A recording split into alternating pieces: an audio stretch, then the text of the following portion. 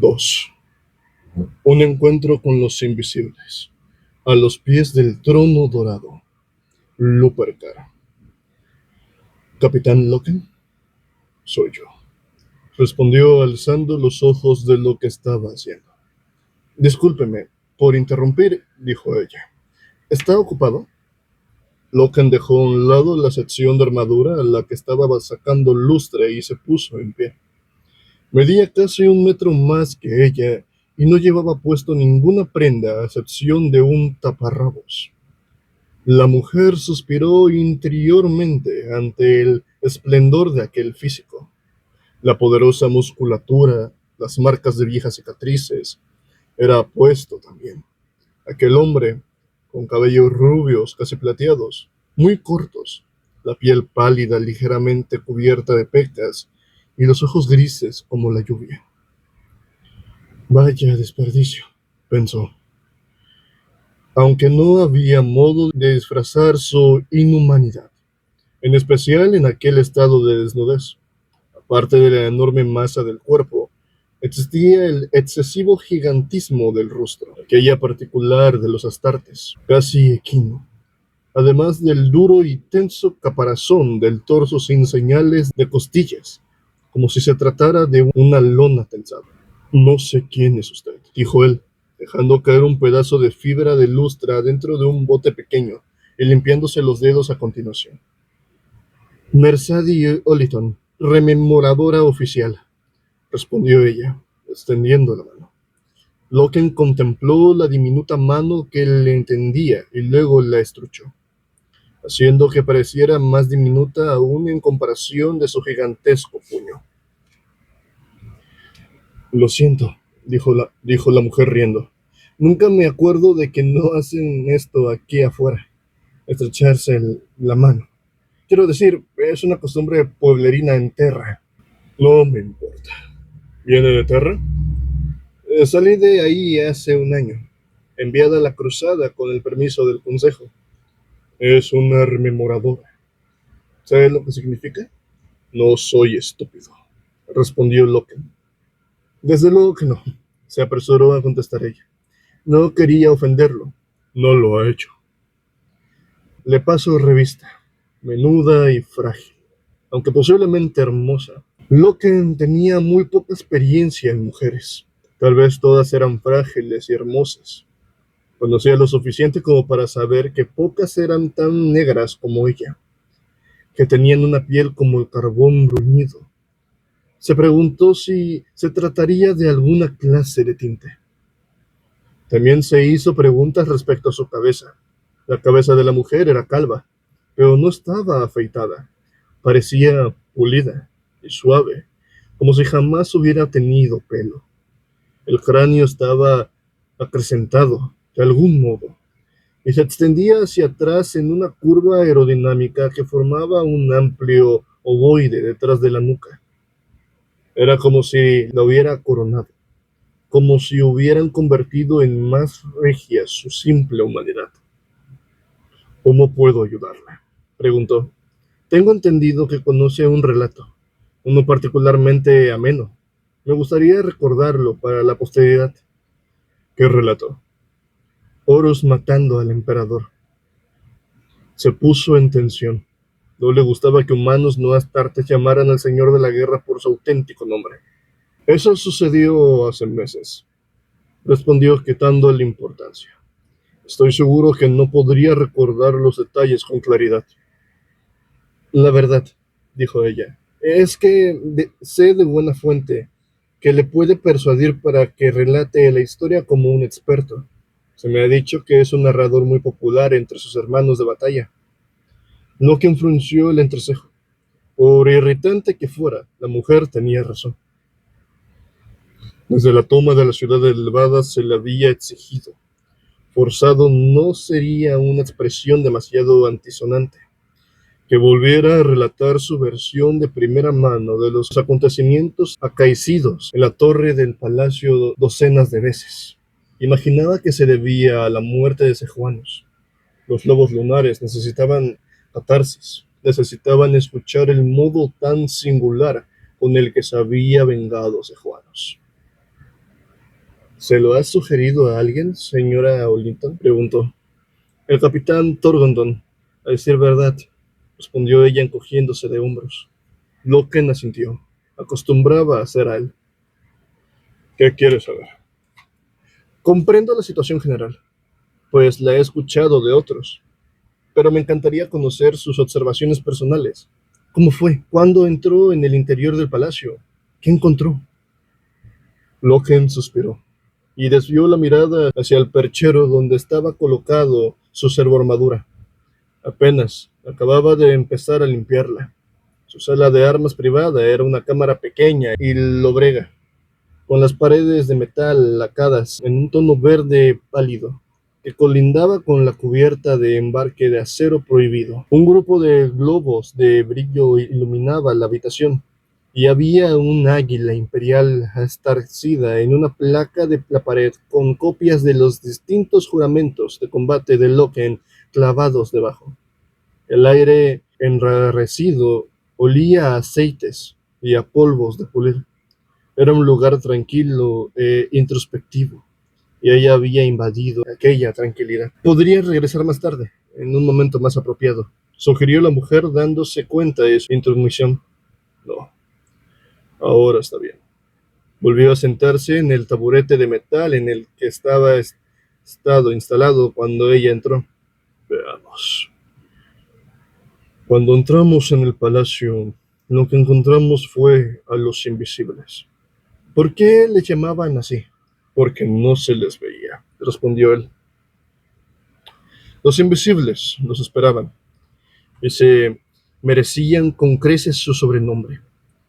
Justo 10 pasos al interior de los emplandidos aposentos, el primer hermano murió.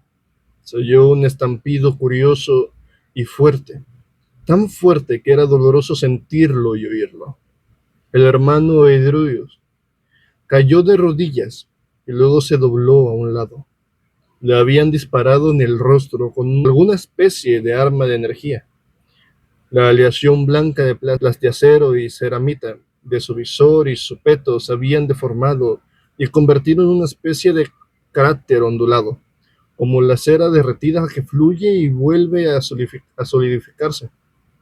Un segundo estampido, una veloz y violenta vibración del aire, destruyó totalmente una mesa decorativa junto a Nero Vipus. Un tercer estampido derribó al hermano Mariut, con la pierna izquierda hecha pedazos y partida como el tallo de un junco.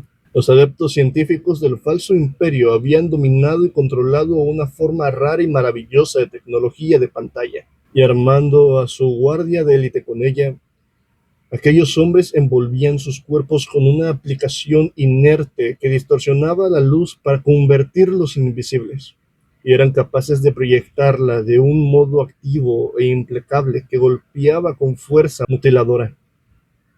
A pesar de haber avanzado, listos para pelear y con cautela, a Loken y al resto los cogieron totalmente desprevenidos. Los invisibles quedaban ocultos incluso a sus visores, y varios se habían limitado a permanecer inmóviles en la estancia, aguardando para atacar.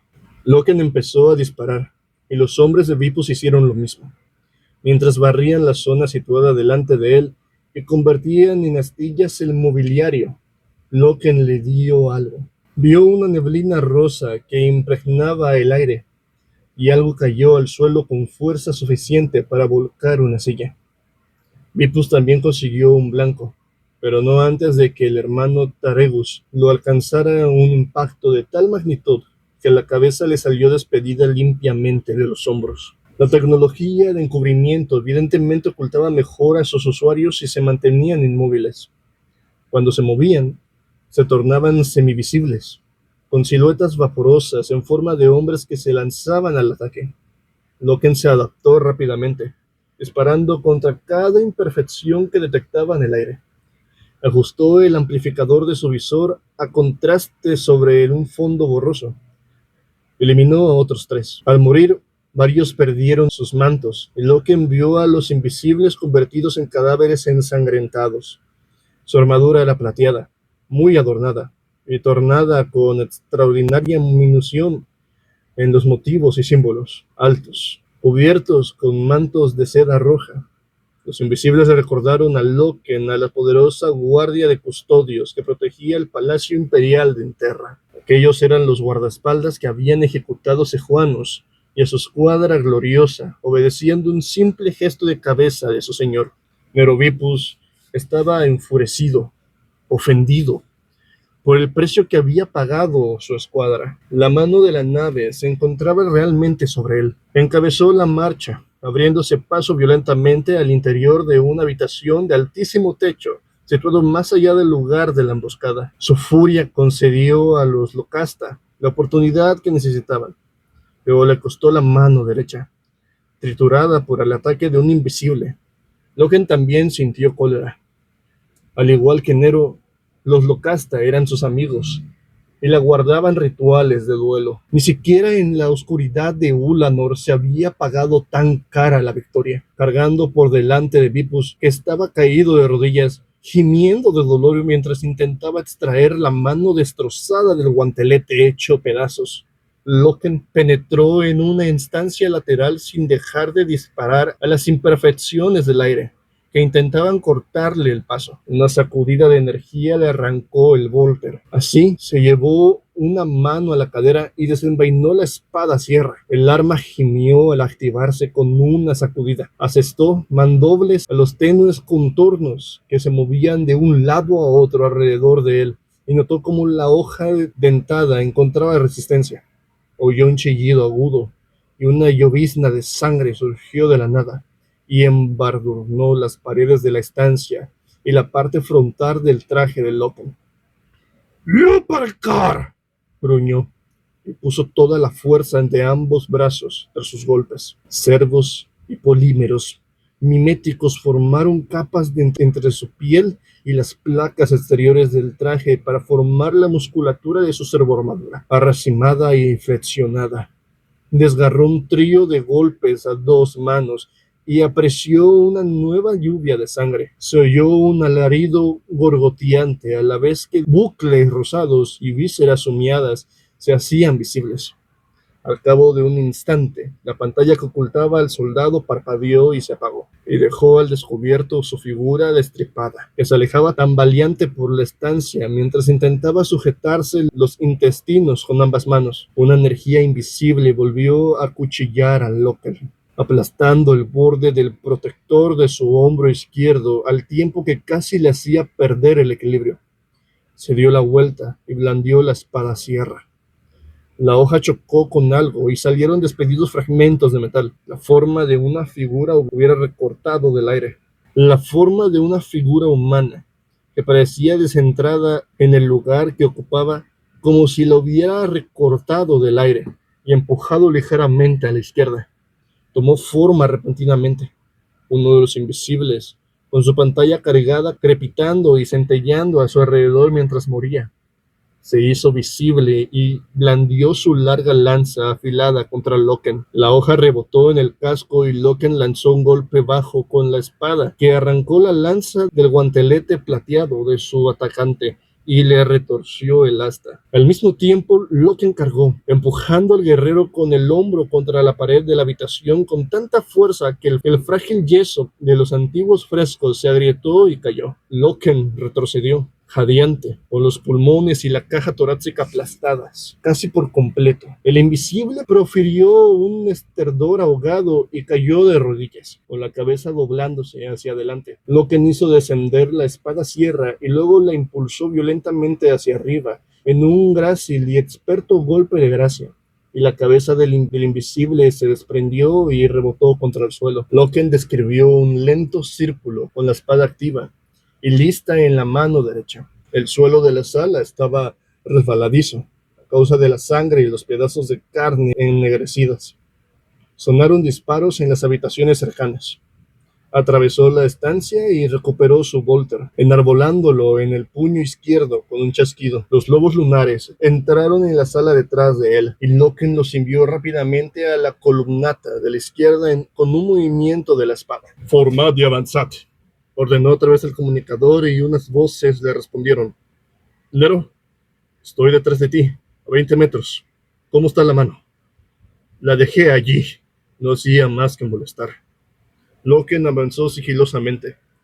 Al final de la estancia, más allá del cuerpo doblado, sangrante del invisible que había destripado, 16 amplios escalones de mármol ascendían hasta una entrada de piedra cuyo espléndido marco estaba esculpido con complejos motivos en forma de pliegues y dobleces. Loken ascendió a los peldaños despacio. Estelas jadeadas de luz proyectaban espasmódicos parpadeos a través de la entrada abierta. La quietud era extraordinaria, e incluso el estrépito del combate que envolvía el palacio por todas partes parecía alejarse. El guerrero oía el débil golpeteo de la sangre que goteaba de la espada sierra que sostenía ante él al caer sobre los escalones, dejando un rastro de gotas rojas sobre el mármol blanco. Cruzó la entrada. Las paredes interiores de la torre se alzaban alrededor de él. Estaba claro que había penetrado en una de las agujas más impresionantes y altas del palacio, con un centenar de metros de diámetro y 1 kilómetro de altura. No, era más que eso. Había salido a una amplia plataforma de onis que describía un círculo alrededor de la torre, una de varias plataformas circulares dispuestas de trecho en trecho que ascendían por toda la estructura, aunque había más debajo. Y al mirar por el borde, Loken vio tanta extensión de torre descendiendo a las profundidades de la tierra, como lo que se alzaba orgullosamente sobre su cabeza. La rodeó despacio, mirando alrededor. Enormes ventanales de cristal o alguna sustancia transparente parecida acristalaban la torre de arriba a abajo, entre las plataformas circulares, y a través de ellos llameaban y centelleaban la luz y la furia de la batalla del exterior. No se oía el ruido, era solo resplandor parpadeante. Los repentinos estallidos de energía. Recorrió la plataforma hasta encontrar una serie de peldaños en curva, alineados con la pared de la torre, que se conducían al nivel siguiente. Inició el ascenso, plataforma a plataforma, escudriñando el aire en busca de cualquier masa borrosa de luz que pudiera delatar la presencia de más invisibles. Nada, ningún sonido, ninguna señal. Ningún movimiento excepto el débil resplandor de la luz al otro lado de las ventanales a medida que pasaba ante ellos. Llevaba ya 5 pisos, 6. Repentinamente se sintió como un estúpido. Lo más probable era que la torre estuviera vacía. Aquella búsqueda tendría que habérsela dejado a otros mientras él conducía a la fuerza principal de la 10ª compañía. Excepto que habían protegido su planta a nivel del suelo con tanta furia. Miró a lo alto, forzando sus sensores. A unos 300 metros por encima de él, le pareció ver un breve indicio de movimiento, una detección parcial de calor. Pero hubo una pausa. ¿Capitán? ¿Dónde están? En la base de la torre. El combate es encarnizado. Estamos... Se oyó una mezcla de ruidos, de sonidos distorsionados de disparos y grujidos. Capitán, capitán, ¿sigue ahí? Informa. Fuerte resistencia. Estamos atrapados aquí. ¿Dónde está? La comunicación se interrumpió, aunque de todos modos Loken no había dado su posición. Había algo en aquella torre con él. En la cima misma, algo aguardaba. La penúltima plataforma.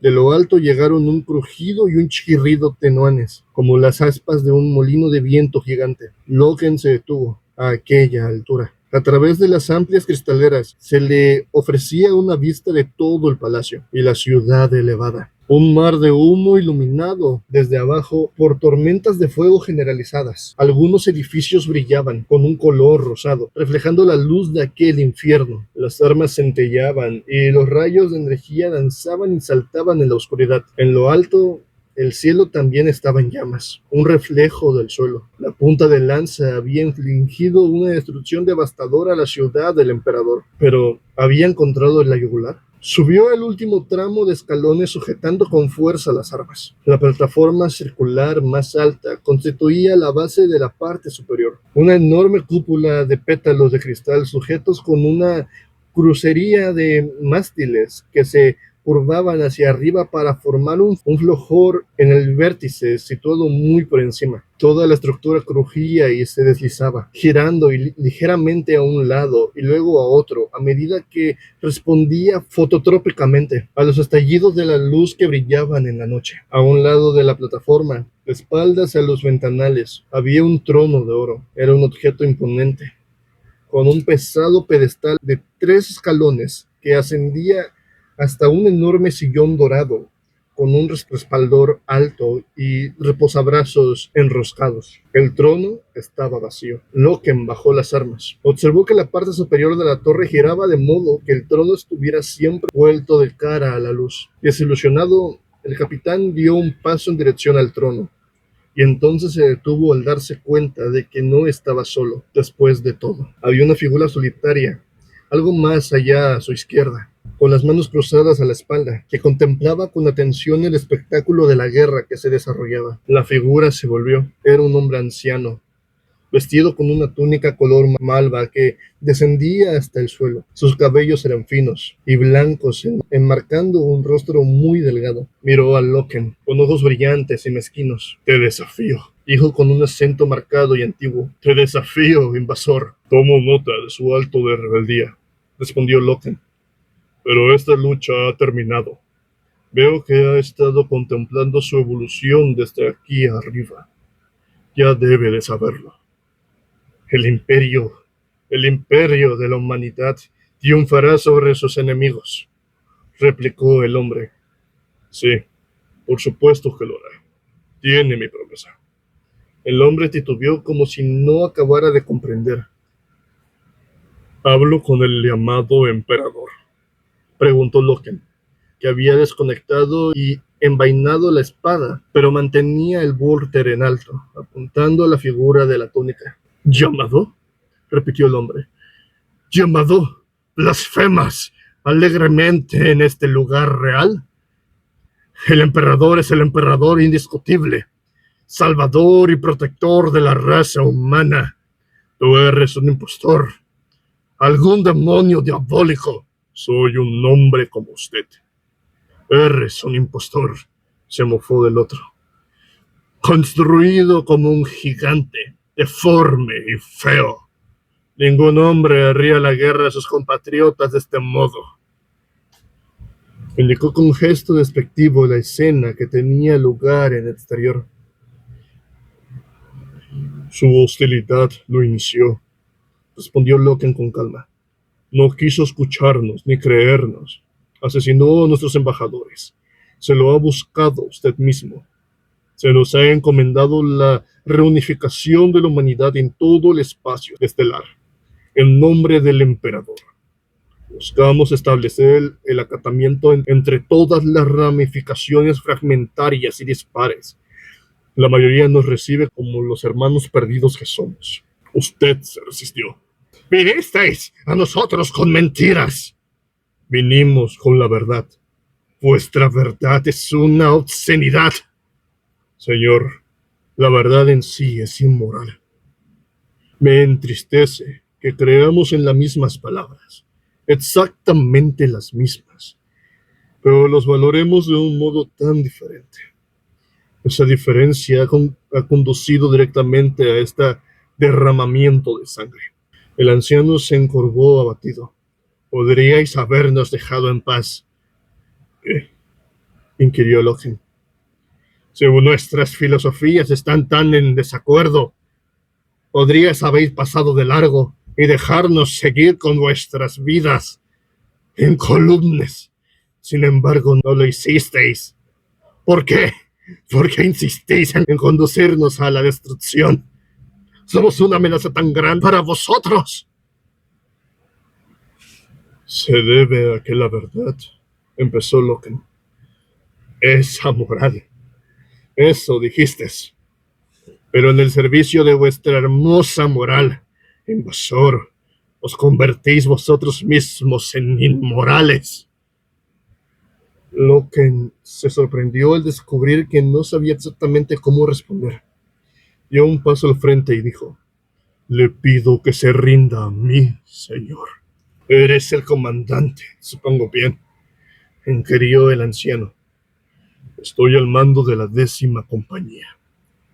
¿No eres el comandante supremo, entonces? Di, por supuesto, que lo eras, ya que entraste en este lugar por delante de tus tropas. Esperaba al comandante supremo. Me rendiré a él, y solo a él. Las condiciones de su rendición no son negociables. Ni siquiera harás eso por mí.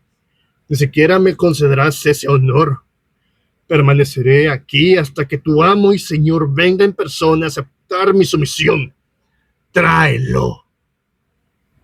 Antes de que Loken pudiera responder, un gemido sordo resonó elevándose hasta lo alto de la torre, aumentando gradualmente de volumen.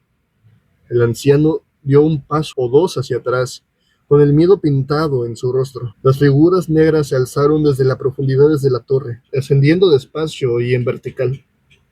Por el centro abierto de la plataforma circular, 10 guerreros astartes, con el color azulado de los quemadores de sus gimientes retroractores, haciendo que el aire reluciera detrás de ellos. La armadura que llevaba era negra, ribeteado de blanco. La escuadra guadaña Cataluna, la veterana jauría de asalto de la primera compañía, la primera en entrar y la última en salir.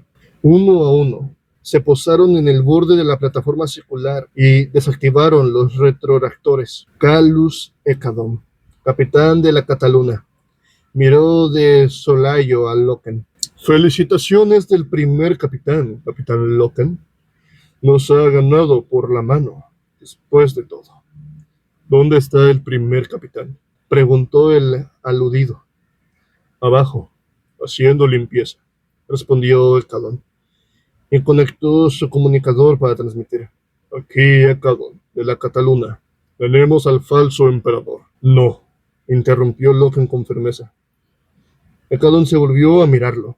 Los lentes de su visor eran de un severo y opaco cristal azabache montado en el negro metal de la máscara del casco. Efectuó una leve reverencia. Mis disculpas, capitán, dijo socorronamente. El prisionero y el honor son tuyos, por supuesto. No es eso lo que yo quería decir, replicó Loken. Este hombre exige el derecho de rendirse en persona a nuestro comandante en jefe. Ecadón lanzó un resoplido y varios de sus hombres se rieron. Este cabrón puede exigir todo lo que quiera, capitán, dijo Ecadón, pero se va a ver cruelmente decepcionado. Estamos desmantelando un antiguo imperio, capitán Ecadón, replicó Loken con energía. ¿Podríamos al menos mostrar una cierta medida de amable respeto a la ejecución de tal acto? ¿O es que no somos más que bárbaros? ¡Asesino acejuanos!, escupió uno de los hombres de Ecadón. Lo hizo, asintió Loken.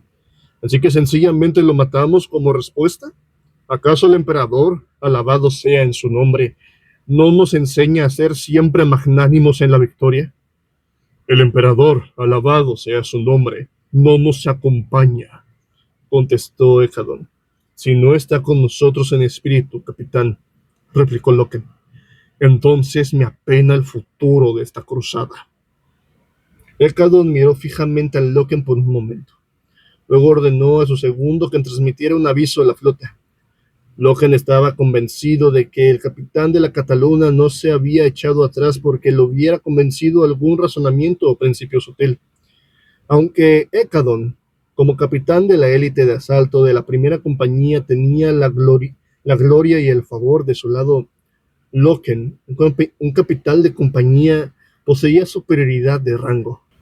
Se ha enviado una comunicación al señor de la guerra, indicó Loken al anciano. ¿Va a venir aquí, ahora?, inquirió ansiosamente este. Se organizará un encuentro con él, indicó Ecadón en tono seco. Aguardaron durante 1 minuto o 2 una señal de respuesta. Las naves de ataque astartes, con los motores refurgiendo, pasaron veloces ante las ventanas. La luz de tremendas detonaciones cubrió como una mortaja el firmamento meridional y se apagó poco a poco. Loken contempló cómo las sombras entrecruzadas danzaban sobre la plataforma circular en la agonizante luz. Se sobresaltó. y de improviso comprendió por qué el anciano había insistido con tanta vehemencia que el comandante debía acudir en persona a aquel lugar. Sujetó el bórter al costado y empezó a avanzar a grandes zancas en dirección al trono vacío. ¿Qué haces?, inquirió el anciano. ¿Dónde está?, gritó Loken. ¿Dónde está él realmente? ¿Es también invisible? ¡Retrocede!, chilló el anciano, saltando al frente para forcejear con el capitán. Se oyó una sonora detonación y la caja torácica del anciano estalló, salpicando sangre, pedazos de seda quemada y trozos de carne en todas direcciones. El hombre se abalanzó, con la túnica desgarrada y en llamas, y cayó por el borde de la plataforma, con las extremidades inertes y las vestiduras rotas ondeando en el aire. Cayó como una piedra por el agujero de la torre del palacio. Ekadon bajó su pistola a Volter. Nunca antes había matado a un emperador. Rió. Ese no era el emperador, chilló Loken. ¡Imbécil!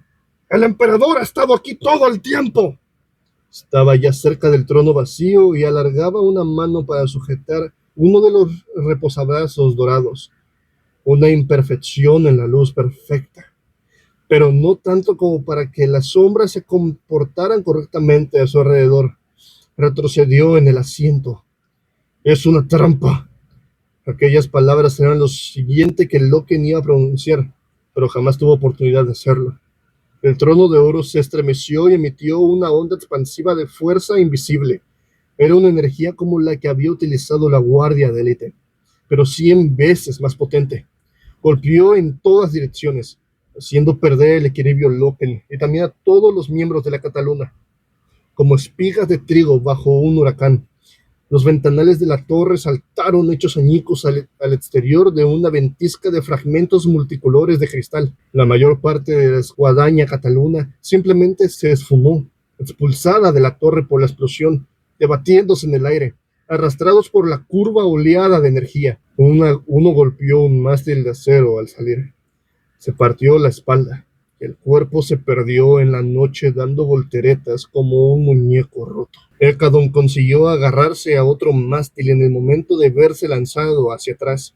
Se aferró con fuerza, con los dedos de plastiacero hundiéndose en el metal para no soltarse, en tanto que las piernas eran arrastradas horizontalmente al exterior mientras aire, cristales y energía gravitatoria cayeron sobre él. Loken, demasiado cerca de los pies del trono para ser atrapado por toda la fuerza de la onda expansiva, cayó cuán largo era el suelo y resbaló por la plataforma circular en dirección al agujero, con la blanca armadura chirriando mientras dejaba profundos surcos en la superficie de Once. Cayó por el borde, al precipicio que descendía a pico, pero la barrera de energía lo transportó como si fuera una hoja a través del agujero y lo estrelló contra el borde opuesto del círculo. Se agarró con fuerza y con los brazos por encima del reborde y las piernas balanceándose en el vacío. Sujetó allí tanto por la presión de la onda expansiva como por la fuerza de sus propios brazos desesperados. Casi perdió el sentido debido a aquella fuerza despiadada, pero luchó por seguir agarrando.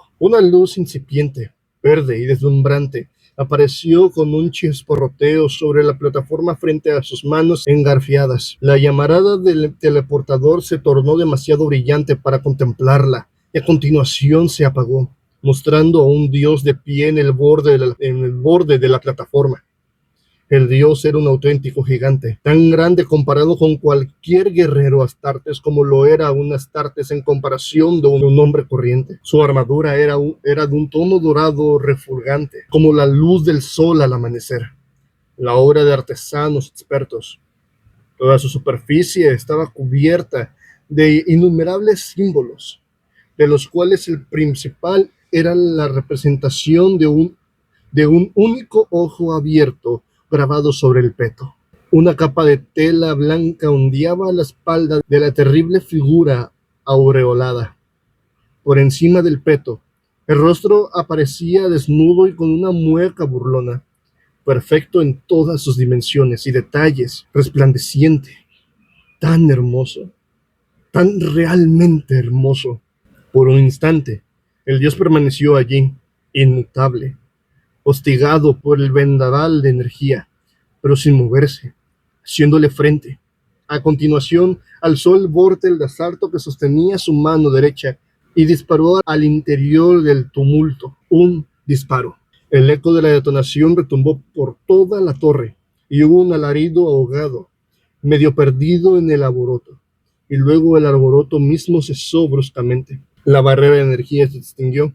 El huracán perdió intensidad. Esquirlas de cristal tintinearon al caer de nuevo sobre la plataforma. Ahora que ya nada lo impelía, Ecadón chocó violentamente contra el alféizar, destrozando el marco del ventanal. Estaba bien agarrado, así que usó las manos para arrastrar el cuerpo hasta el interior, y luego se puso en pie.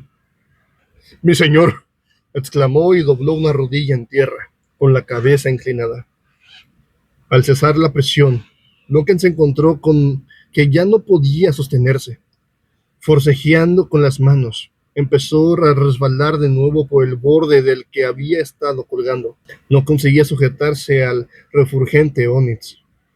Resbaló por el borde, pero una mano poderosa lo agarró por la muñeca y lo hizo a la plataforma. Loken rodó sobre ella, temblando, y volvió la mirada para contemplar el trono dorado en el otro extremo del círculo. Era una ruina humeante, cuyos mecanismos secretos habían estallado en su interior. En medio de las placas y accesorios retorcidos y reventados, había un cuerpo humeante, sentado muy tieso, con los dientes sonriendo burlones en una calavera ennegrecida, y los brazos carbonizados y esqueléticos apoyados todavía sobre los apoyabrazos en espirales del trono. Del mismo modo, trataré a todos los tiranos e impostores, tronó una voz profunda. Loken alzó los ojos hacia el dios situado de pie ante él. «Lupercar», murmuró. El dios sonrió. «No sea tan formal. Por favor, capitán».